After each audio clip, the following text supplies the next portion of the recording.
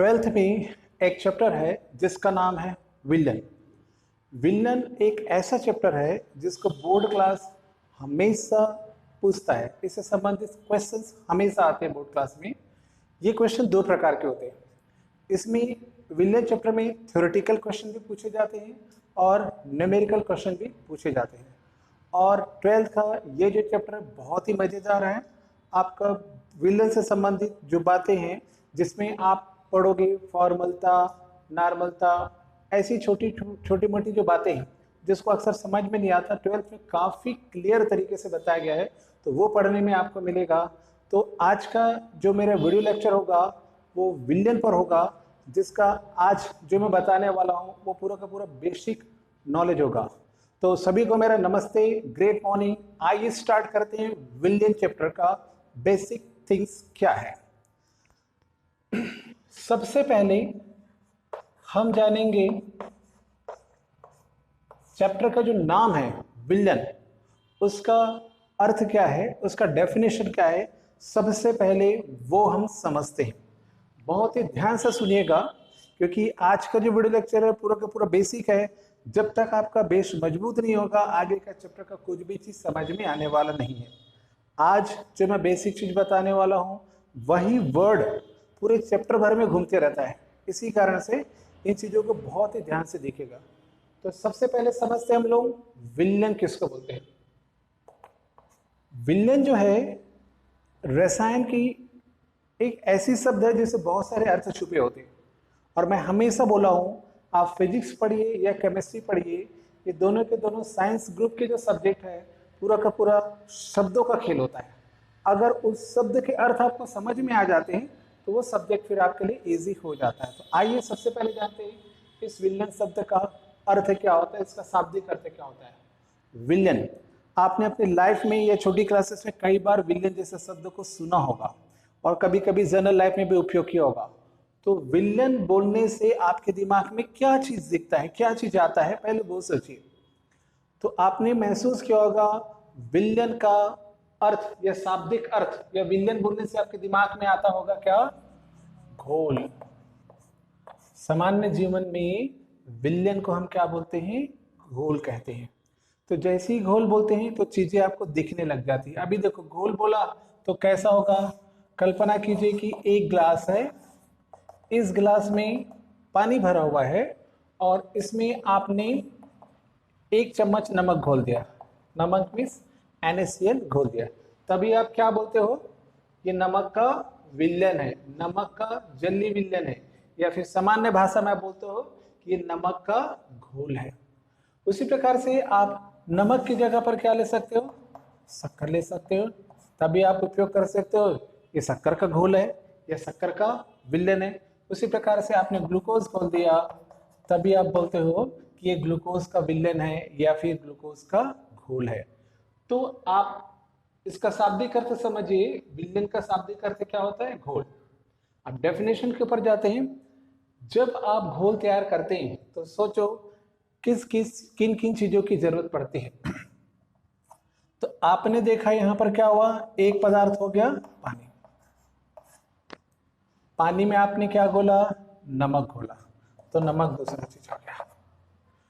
आप नमक के साथ साथ शक्कर भी घोल सकते हो, कोई समस्या नहीं, दोनों चीजें एक साथ घोल सकते हो।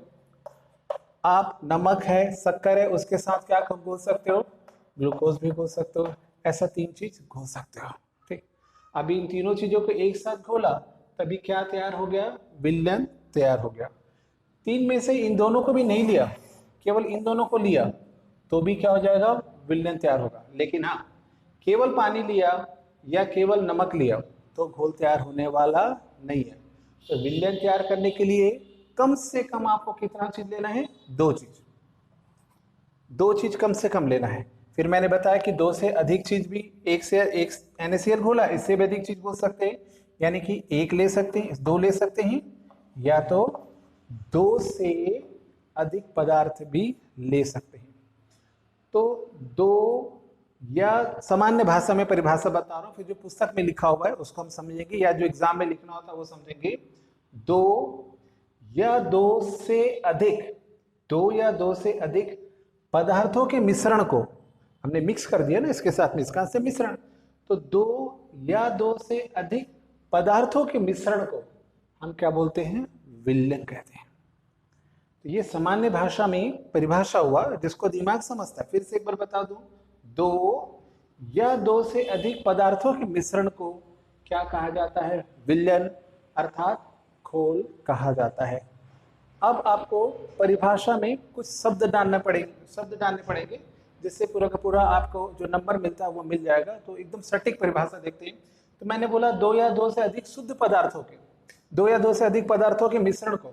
तो वो जो पदार्थ आप मिला रहे हो, ये पदार्थ आप मिला रहे हो, ये पदार्थ कैसा होना चाहिए? शुद्ध होना चाहिए। और कैसा होना चाहिए?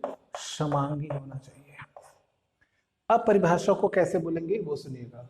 दो या दो से अधिक शुद्ध पदार्थों के समांगी मिश्रण को हम क्या कहते हैं? विलयन कहते हैं। ये इसकी डेफिनेशन फिर से एक बार सुनिएगा।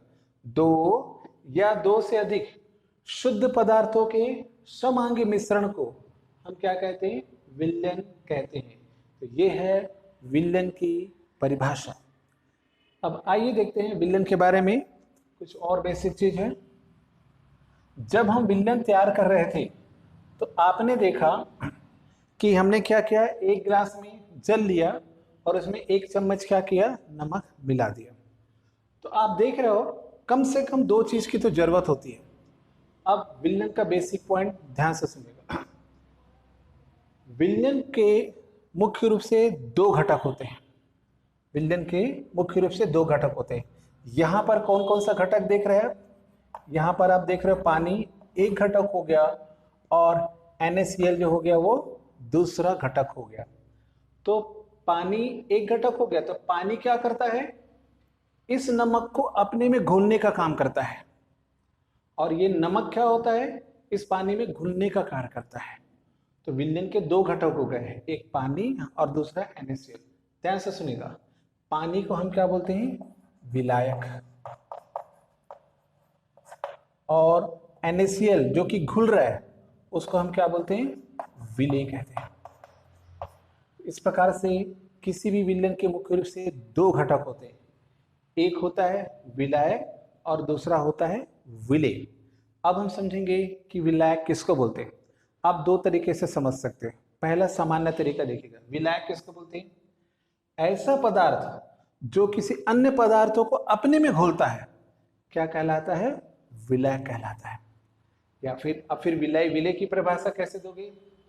ऐसे पदार्थ जो घुलते हैं वो क्या कहलाते हैं? विलेय कहलाते हैं। तो ऐसा पदार्थ जो किसी अन्य पदार्थों को अपने में घोलने का काम करता है वो कहलाता है विलायक। या फिर विलेय की परिभाषा कैसे दोगे? ऐसे पदार्थ जो घुलने का कार्य करते हैं वो क्या कहते हैं? क्या कहलाते हैं? उसको विलेय बोलते हैं हम लोग उसको। अब हम रियल परिभाषा देखते हैं। इस चीज को आप ध्यान से देखोगे तो समझोगे। तो मैंने बोला था कि एक गिलास है उसमें पानी भरा हुआ पूरा का पूरा। अब उसमें हमने क्या किया? एक चम्मच नमक डाल दिया। अब हम समझते हैं विलायक और विलेय की रियल परिभाषा क्या है। इसमें देखिएगा कि किसकी मात्रा अधिक है। तो आपको पता चलेगा कि पानी की मात्रा अधिक है और किसकी मात्रा कम है? NaCl अर्थात विलेय की मात्रा कम है। तो अब रियल परिभाषा विलायक किसको बोलते हैं? ऐसा घटक जिसमें विलयन के में देखिएगा ये जो विलायक है ये किस में उपस्थित है? विलयन में। विलेय किस में उपस्थित है? विलयन में। इसका आंसर विलयन शब्द का प्रयोग करके हम लोग बोलेंगे विलायक की परिभाषा क्या होता है, विलेय की परिभाषा क्या होता है। ऐसा घटक जिसकी मात्रा विलयन में अधिक होती है उस घटक को, क्योंकि इसकी मात्रा अधिक है, तो ऐसा घटक जिसकी मात्रा विलयन में अधिक होती है उसका हम क्या बोलते हैं? विलायक। और ऐसा घटक जिसकी मात्रा विलयन में कम होती है उसे हम लोग क्या बोलते हैं? विलेय कहते हैं। तो ये जो तीन शब्द है विलयन और विलयन के दो घटक विलायक और विलेय, यही पूरा चैप्टर पर घूमते रहता है।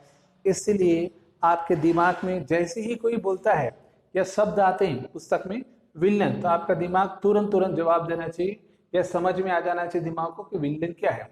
उसके बाद वो बार बार शब्द का उपयोग करेगा कि विलायक के रूप में हम इसका प्रयोग करते हैं या फिर कोई रासायनिक पदार्थ का नाम लेता, तो आपको दिमाग में आना चाहिए विलायक बोल रहा मतलब विलयन में इसकी मात्रा अधिक होती होगी, और इस चीज को विलय किया गया तो दिमाग में आना चाहिए इसकी मात्रा कम होती है। क्योंकि क्या होता है कि जब हम न्यूमेरिकल बनाते हैं तो उसमें समझना पड़ता है कि कौन सा विलायक है और कौन सा विलय है। तो जिसकी मात्रा अधिक दिया रहेगा वो विलायक रहेगा, और जिसकी मात्रा कम दिया रहेगा तो वो विलय रहेगा। तो इससे न्यूमेरिकल भी बहुत ही आसानी से बनता है।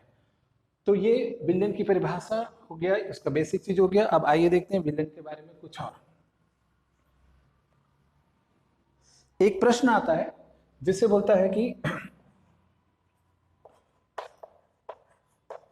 जलीय विलयन तथा अजलीय विलयन किसे कहते हैं।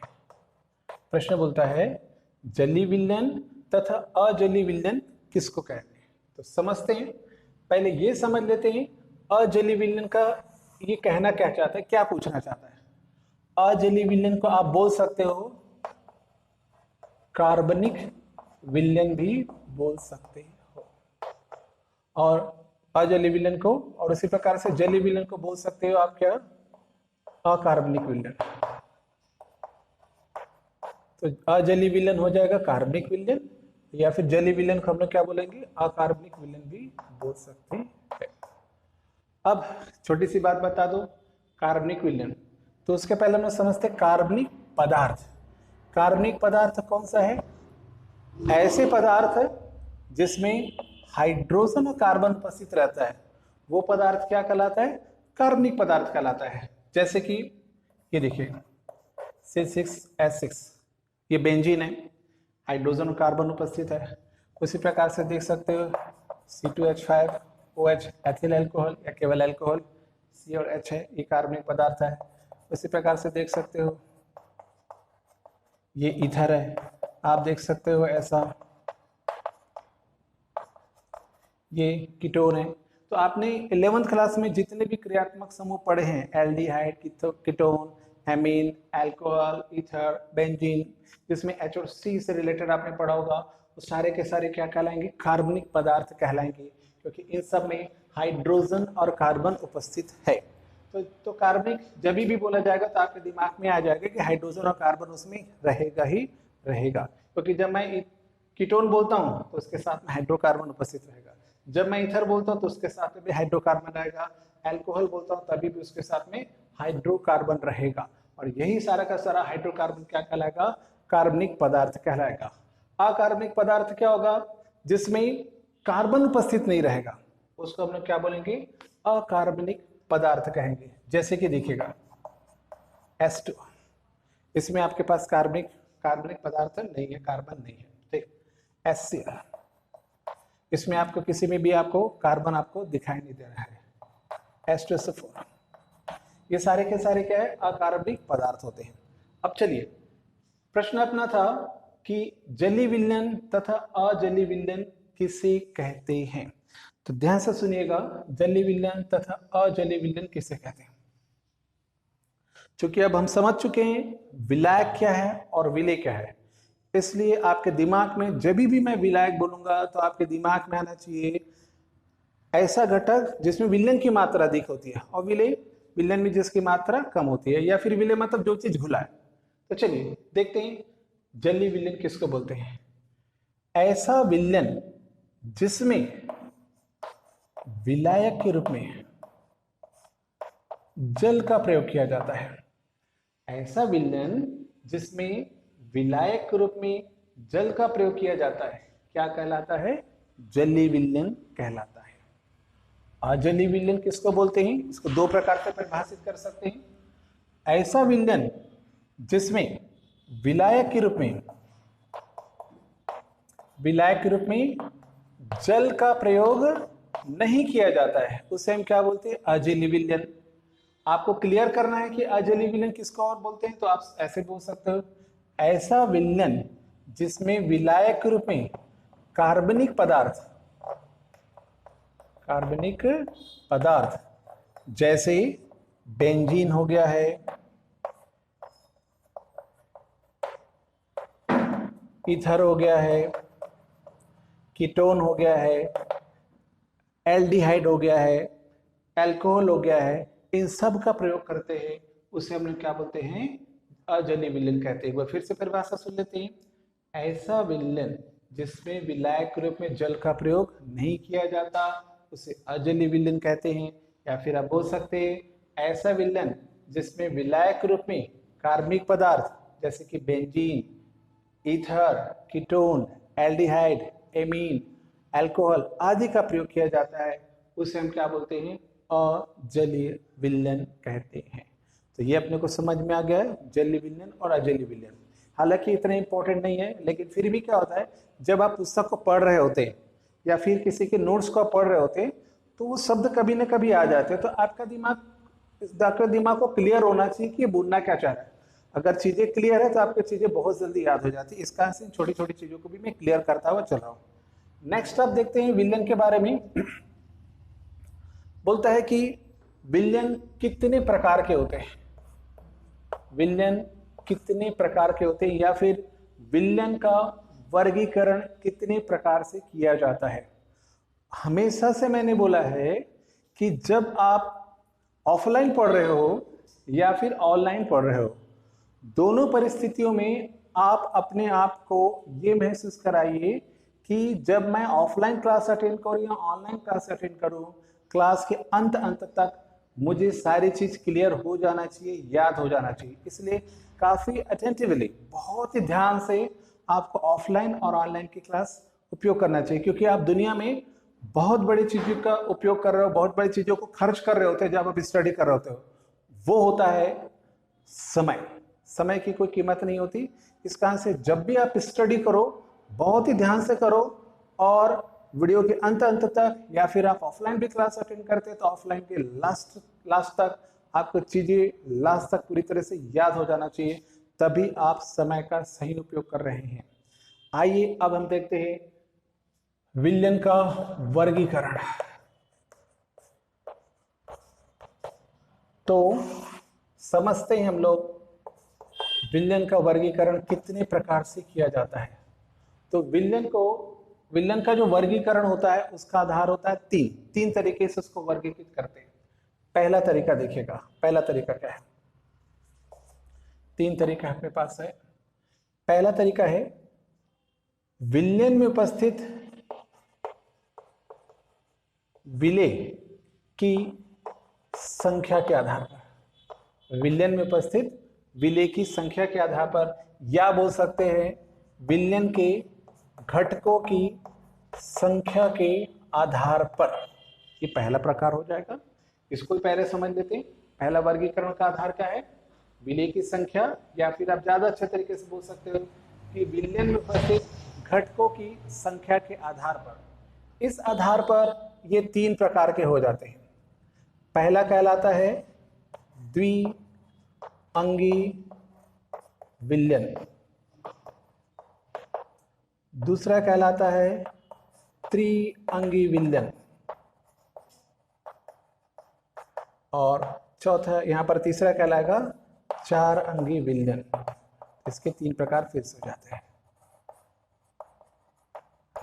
इसको भी समझेंगे, डेफिनेशन इसको समझेंगे क्या होता है। तो विलयन के घटकों की संख्या के आधार पर आगे तीन प्रकार के हो जाते हैं। ये भी आपको अभी मेमोराइज हो जाना चाहिए। पहला द्विअंगी विलयन, त्रिअंगी विलयन और चार अंगी विलयन। बहुत ईजी है, द्विअंगी, त्रिअंगी और चार अंगी विलयन। ओके, दूसरा प्रकार देखते हैं हम लोग। उसका आधार क्या होता है देखते हैं। हम लोग समझते हैं इसमें दूसरा आधार। इसके पहले मैं बता दूं, इसके प्रकार बता दूं। इसके टोटल प्रकार जो होते हैं ना, वो होते हैं टोटल 9 प्रकार के होते हैं। तो इसका आधार क्या होता है, ये रहता है ना, ये विलयन की प्रकृति के आधार पर। तो विलयन की प्रकृति के आधार पर विलयन जो रहते हैं वो 9 प्रकार के हो जाते हैं। 9 प्रकार के कैसे होते हैं देखिएगा, ये अभी याद हो जाएगा, ध्यान से देखिएगा। पहले लिखा ठोस, द्रव, और क्या हो जाएगा, गैस। ये 3 लिखा अपन ने, ठीक। उसके बाद फिर से लिखा हमने ठोस, द्रव, गैस। यहां पर भी वही काम करेंगे हम लोग, ठोस, द्रव और गैस। गैस। और यहाँ पर भी सेम काम किया हमने, ठोस, द्रव और गैस। तो 9 प्रकार कैसे होंगे देखिएगा, विलयन की प्रकृति के आधार पर विलयन के 9 प्रकार कैसे होते हैं वो देखिएगा। ठोस का, ठोस के साथ में ठोस द्रव और ठोस गैस, ये 3 प्रकार। अगला 3 प्रकार कैसा होगा, द्रव ठोस, द्रव द्रव और द्रव गैस। उस प्रकार से हो जाएगा गैस ठोस, गैस द्रव और गैस गैस। कुल मिलाकर के 8 प्रकार के फिर से विलयन हो जाते हैं। यहाँ पर मैं आपको बता दूं, जब भी एक स्टूडेंट को बोला जाता है विलयन, तो उसके दिमाग में क्या आता है मैं आपको बता दूं। उसके दिमाग में आता है ऐसा कोई लिक्विड वाला चीज है जिसमें कोई चीज घुला हुआ है। तो यहाँ पर आपको कंफ्यूजन क्रिएट होता है। जब विलयन की परिभाषा पढ़ रहे होते हो, ठीक है, तो वहां पर देखिएगा क्या बोलता है वो। परिभाषा में ये बोलता है 2 या 2 से अधिक शुद्ध पदार्थों के मिश्रण को हम क्या बोलते हैं, विलयन कहते हैं। तो वो है विलयन की परिभाषा। ऐसा कुछ जरूरी कि उसमें लिक्विड होना चाहिए। यहाँ पर आप देख सकते हो ठोस और ठोस एक दूसरे के साथ मिले तभी भी वो क्या कहलाता है, विलयन कहलाता है। तो ऐसा नहीं कि द्रव ही होना जरूरी है, ठोस का गैस के साथ भी हो सकता है, ठोस का द्रव के साथ भी हो सकता है। जैसे कि ठोस का गैस के साथ में कैसा होगा ये देखिएगा। ठोस, ठोस मतलब क्या ले लीजिए आप, चारकोल ले लीजिए। उस चारकोल में मान लीजिए अमोनिया गैस अधिशोषित या अवशोषित है, तो चारकोल जो है, कोयला जो है, उसके अंदर में क्या उपस्थित है, अमोनिया गैस उपस्थित है। तो दोनों एक दूसरे, मतलब एक चारकोल के अंदर क्या है, अमोनिया गैस उपस्थित है। तो ये क्या हो गया, एक मिश्रण तैयार हो गया। तो एक प्रकार का क्या हो जाता है, ये विलयन हो जाता है। इस प्रकार से टोटल अपने पास 9 प्रकार हो जाते हैं विलयन की प्रकृति के आधार पर। आप अपने बुक में, 12th के बुक में आप देखेंगे इन सब का एक एक एग्जाम्पल दे करके रखा है।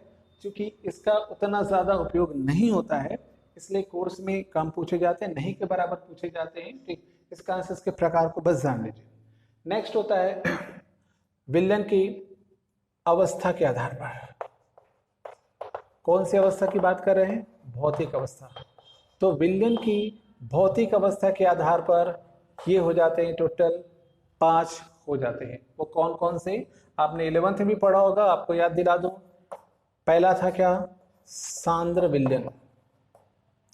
दूसरा था तनु विलयन। तीसरा था संतृप्त विलयन। चौथा था असंतृप्त विलयन। और पांचवा होता था अति संतृप्त विलयन। तो ये 5 प्रकार के हो जाते हैं। तो इसमें 12th में अभी इसको डिटेल करने की जरूरत नहीं है। आपको डिटेल करना है क्या, इसमें विलय की घटकों की घटकों की संख्या के आधार पर जो उसके 3 प्रकार है उसको आपको समझना होता है, और भौतिक अवस्था के आधार पर जो विलयन होते 5 प्रकार के उसको समझना होता है। यही लास्ट मेरा पॉइंट रहेगा, ये दोनों। ठीक, चलिए समझते हैं, क्योंकि ये बेसिक है। इतना तो आपको विलयन के चैप्टर में मालूम ही होगा।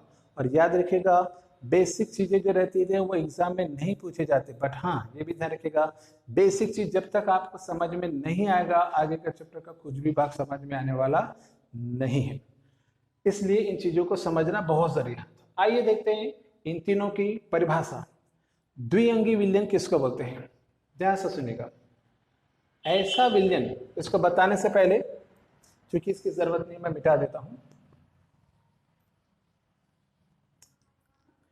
हमको ये पता है कि विलयन बनाने के लिए कम से कम 2 घटक तो आपको जरूरत है। एक गिलास पानी में समझिए हमने क्या किया, ग्लूकोज या फिर सुक्रोज, एक्ट्रोज या फिर NaCl वगैरह घोल दिया, कोई भी चीज घोल दिया। तो इतना तो समझते हैं, 2 चीज कम से कम चाहिए, एक विलायक चाहिए और एक विलय चाहिए, कम से कम 2 चीज होना चाहिए।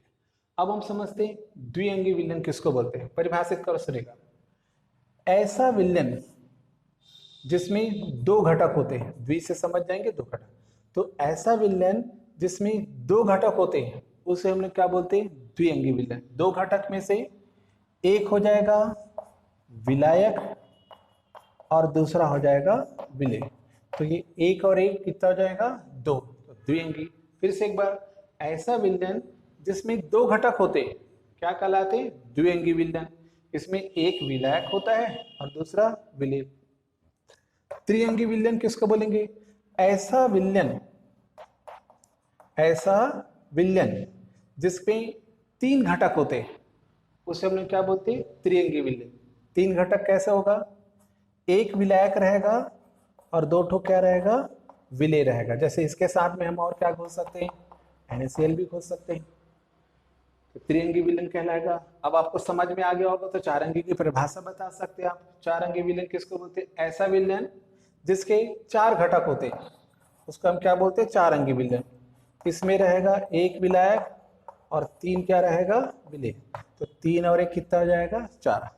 इस चीज को जब मैं लिख रहा हूं तो ध्यान से देखिए, विलायक हमेशा एक ही लेना होता है, विलेय की संख्या आप 1 2 3 कर सकते हैं। तो जैसा नाम है वैसा उसका डेफिनेशन है, कोई डिफरेंट नहीं है। जब मैं ये सब लिख रहा हूं तो मैंने बताया ना, ध्यान से देखना कि विलायक की संख्या हमेशा 1 रहेगी, विलेय की संख्या बढ़ती चली जाती है। यहाँ पर आपके दिमाग में हो सकता है कि ये बात आ रहा होगा कि जैसे मैंने इसका प्रकार बताया, द्विअंगी, त्रिअंगी, चारंगी विलयन, ऐसा परिभाषा बताया, तब आप सोच रहे होंगे कि भाई 5 अंगी विलयन क्यों नहीं हुआ, 6 अंगी विलयन क्यों नहीं हुआ? तो बिल्कुल सही सोच रहे आप, 5 अंगी विलयन क्यों नहीं हुआ, 6 अंगी विलयन क्यों नहीं हुआ? तो इसका जो है कारण बताओ, क्वेश्चन बनता है कि ऐसा क्यों होता है कि किसी विलायक में आप 3 से ज्यादा चीजों को नहीं घोष सकते हैं। ये कारण बताओ क्वेश्चन है। तो जब मैं उस समय बताऊंगा ये पूरा का पूरा क्लियर हो जाएगा कि भाई 5 अंगी विलयन क्यों नहीं होता है। तो ये हमने समझ लिया, बहुत ही छोटी बात है लेकिन हमेशा आपको याद रखना पड़ता है क्योंकि इस वर्ड का रिपीटेशन चैप्टर पर होता रहता है। अब आइए हम समझते हैं भौतिक अवस्था के आधार पर विलयन का वर्गीकरण। मैंने बताया 5 प्रकार का होता है: सांद्र विलयन, तनु, संतृप्त, असंतृप्त और अति संतृप्त विलयन। इसको समझते हैं बहुत ही डिटेल में। सांद्र विलयन, सांद्र विलयन किसको बोलते हैं?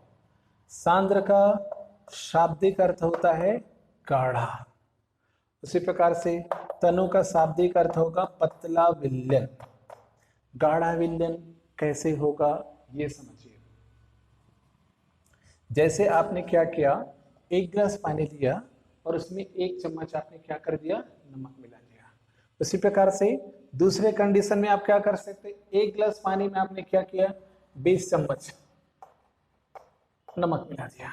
तो मैं अगर आपसे पूछूं कि कौन सा विलयन ज्यादा गाढ़ा है, तो आप बोलोगे जिसमें आपने क्या किया? 20 चम्मच नमक मिला है, वो विलयन क्या रहेगा? ज्यादा गाढ़ा रहेगा।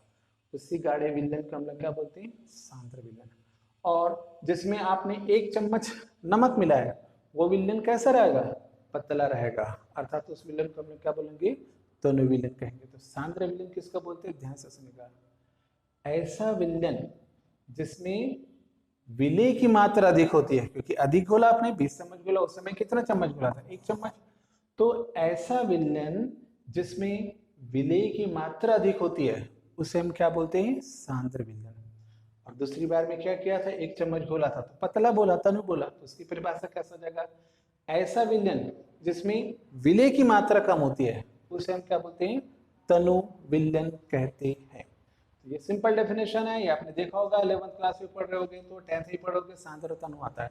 अगेन फिर से बता दो, ऐसा विलयन जिसमें विलेय की मात्रा अधिक होती है, ज्यादा चीज को, ज्यादा मात्रा में अपनी चीजों को घोला होता है, तो वो क्या कहलाता है? गाढ़ा हो जाता है। इसका उसको सांद्र विलयन बोलते हैं केमिस्ट्री की भाषा में।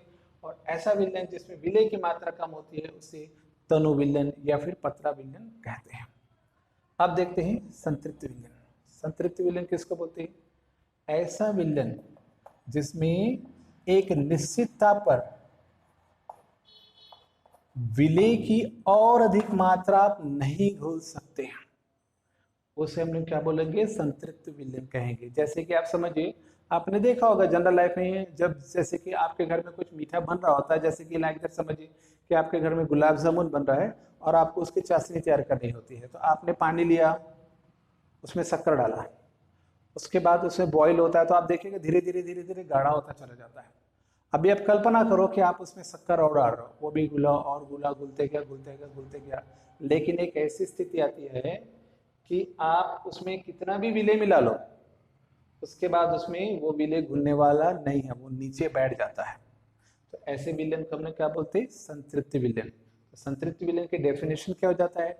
ऐसा विलयन जिसमें एक निश्चित ताप पर विलेय की और अधिक मात्रा को आप नहीं घोल सकते हो, ऐसे विलयन को आप क्या बोलते हो? संतृप्त विलयन कहते हैं। असंतृप्त विलयन जस्ट अपोजिट है। असंतृप्त विलयन किसको बोलेंगे? ठीक, असंतृप्त विलयन में क्या होगा? जस्ट अपोजिट हो जाएगा। क्या विलेय की और अधिक मात्रा घोल सकते हो? तो कैसे बोलोगे? ऐसा विलयन जिसमें विलेय की और अधिक मात्रा घोली जा सकती है उसे हम क्या बोलते हैं? असंतृप्त विलयन कह सकते हैं। इसको यूं याद रखिएगा एग्जांपल से। संतृप्त विलयन के बारे में मैंने बताया कि आप विलेय की और अधिक मात्रा घोलोगे एक निश्चितता पर तो घुलने वाला नहीं है। ठीक उसी प्रकार से क्या होता है कि जैसे कि आप इसको कैसे याद रखेंगे, जनरल लाइफ में क्या होता है कि जैसे आपने खाना खाया तो खाना खाने के बाद एक ऐसी स्थिति आती है कि आपको लगने लगता है कि हाँ मेरी जो भूख है उसकी भरपाई हो चुकी है, अब मुझे खाने की इच्छा नहीं है। तो वो कंडीशन क्या कहलाता है? संतृप्तता की कंडीशन कहलाता है। तो अभी लोग बोलते हैं कि हाँ मैं संतृप्त हो गया, अब मुझे खाने की इच्छा नहीं है। बट असंतृप्त, असंतृप्त मतलब बोल सकते भुक्खड़ लोग, अभी पेट भी भर गया ना तो भी वो खाते रहते। और भी बोलोगे कि हाँ 2 पूड़ी और ले लो तो बोले हाँ ले लेते हैं। उसको बोलेंगे गुलाब जामुन खा लो खाना खाने के बाद, हाँ उसको भी खा लेते हैं। चलो कोल्ड ड्रिंक पी लेते हैं तो बोलते हैं हाँ कोल्ड ड्रिंक भी पी लेते हैं।